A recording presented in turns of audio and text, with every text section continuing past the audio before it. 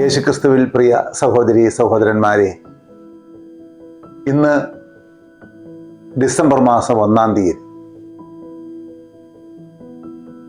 പുൽക്കൂട്ടിലേക്കുള്ള യാത്ര ആരംഭിക്കുകയാണ്. ഇത് അനുഗ്രഹീതമായ തീർത്ഥാടനമാണ്.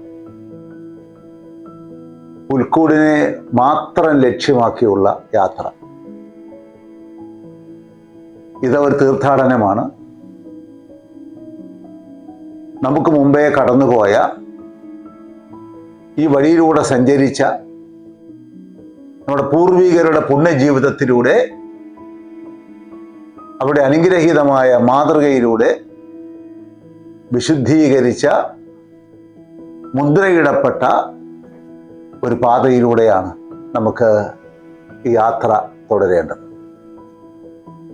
നമ്മുടെ പിന്നാലെ വരുന്നവർക്ക് മാതൃകകൾ തീർത്തുകൊണ്ടാണ് നാം മുന്നോട്ട് പോകേണ്ടത്. നമ്മളോടൊപ്പം ഈ കാലഘട്ടത്തിൽ ജീവിക്കുന്നവർക്ക്, നമ്മോടൊപ്പം വസിക്കുന്നവർക്ക് പ്രചോദനം നൽകിക്കൊണ്ട്, അവരെ ചേർത്ത് നിർത്തിക്കൊണ്ട് നാം നടത്തുന്ന ഒരു യാത്രയാണ്. ഈ വിശുദ്ധ യാത്രയ്ക്ക് പരിശുദ്ധാത്മാവിൻ്റെ വലിയ അഭിഷേകം ഉണ്ടാകട്ടെ എന്ന് ഹൃദയപൂർവ്വം പ്രാർത്ഥിക്കുകയാണ്. യേശുക്രിസ്തുവിനെ ലക്ഷ്യമാക്കിയുള്ള യാത്രയാണ്. നമ്മുടെ യാത്രയിൽ പലപ്പോഴും പലയിടങ്ങളിലും പല കൗതുകങ്ങളും ഉണ്ടായി എന്ന് വരാം. ആ കൗതുകങ്ങളിൽ കുടുങ്ങിപ്പോകാതെ യേശുക്രിസ്തു എന്ന ആ പുൽക്കൂട് എന്ന ഏക ലക്ഷ്യത്തിലേക്ക് നാം നടത്തുന്ന യാത്രയാണ്.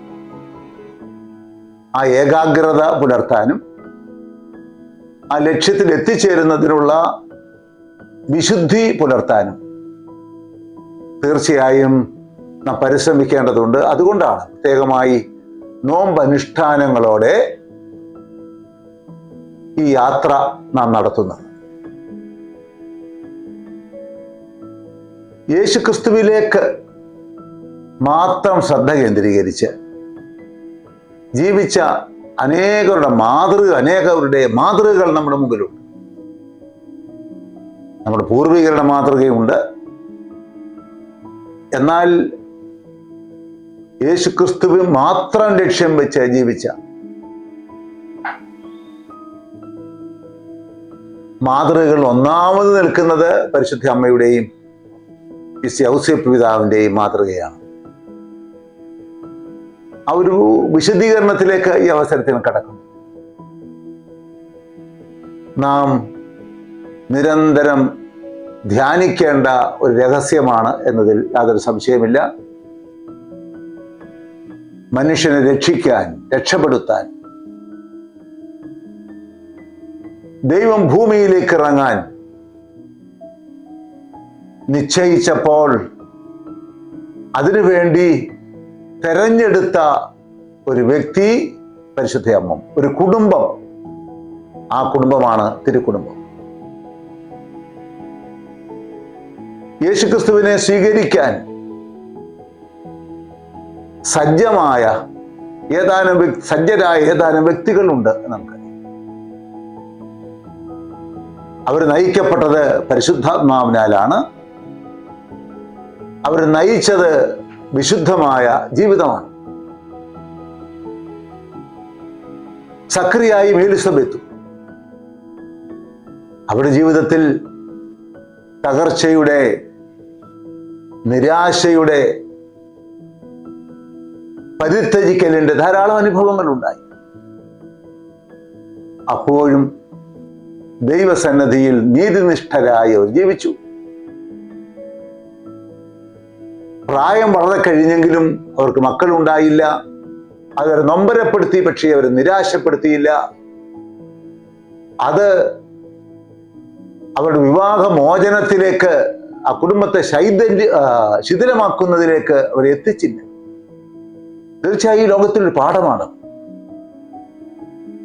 ഒറ്റപ്പെട്ട നഷ്ടങ്ങളുടെയോ ചില സ്വപ്നങ്ങൾ നിറവേറാതിരിക്കുന്നതിൻ്റെയോ കാരണങ്ങൾ കൊണ്ട് ഒരുപക്ഷെ അതിന് നിസ്സാരമായ കാരണങ്ങൾ കൊണ്ട് ഛിന്ന ഭിന്നമായി പോകുന്ന കുടുംബങ്ങൾ എത്രയാണ്. വിവാഹമോചനത്തിന് വേണ്ടി ഇറങ്ങിത്തിരിക്കുന്നവരുടെ എണ്ണം വർദ്ധിച്ചിരിക്കുന്നു. ഞങ്ങളെ ഒന്നിപ്പിച്ചു, ഭാര്യ ഭർത്താക്കന്മാരായി ഒന്നിപ്പിച്ചു.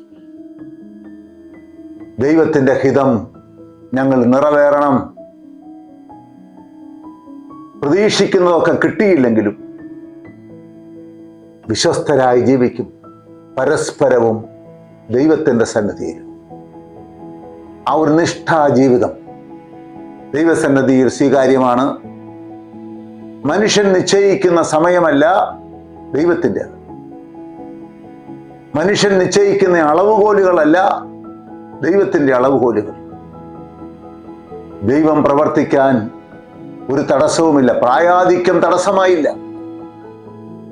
സമയമായപ്പോൾ ദൈവം ഇടപെട്ടു എന്ന് നമുക്കറിയാം. യേശുവിനെ ചുറ്റി നിൽക്കുന്ന ജീവിതങ്ങളുടെ എല്ലാം കഥ ഇങ്ങനെയാണ്. അവരൊക്കെ പലതരത്തിലുള്ള നൊമ്പരങ്ങളിലൂടെ കടന്നുപോയവരാണ്.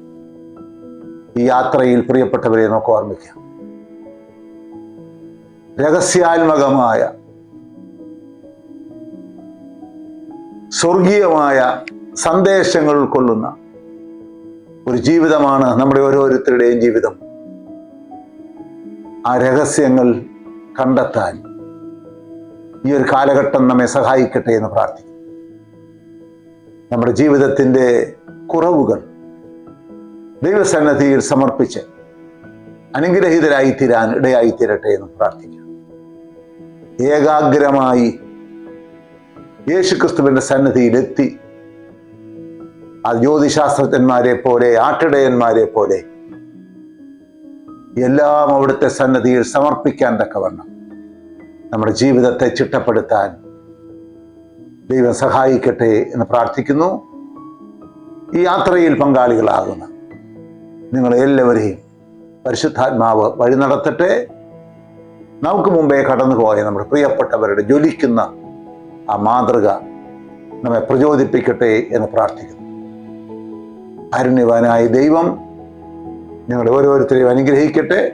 പിതാവായ ദൈവത്തിന്റെ സ്നേഹവും ഏകജാതനായ പുത്രൻ തമ്പുരാന്റെ കൃപയും പരിശുദ്ധ റൂഹായുടെ സംബന്ധവും സഹവാസവും നാം എല്ലാവരുടെ മേലും ഇപ്പോഴും എപ്പോഴും എന്നേക്കും ഉണ്ടായിരിക്കട്ടെ. ആമേൻ.